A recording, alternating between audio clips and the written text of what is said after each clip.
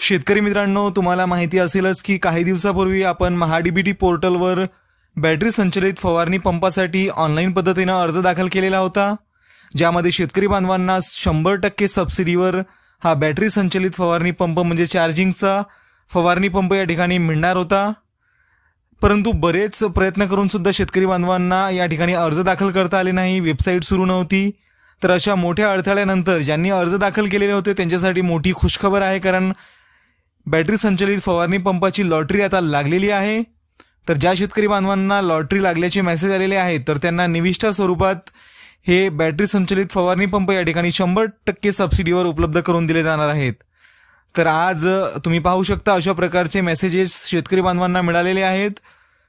कृषी विभागाच्या राज्य योजना सोयाबीन योजनेच्या ऑनलाईन सोडतीत बॅटरी संचलित फवारणी पंप गळीत धान्य या घटकांतर्गत आपली निवड झालेली आहे। सदर निविष्ठा प्राप्त करून घेण्यासाठी आपल्या गावातील कृषी सहायकाशी संपर्क करावा।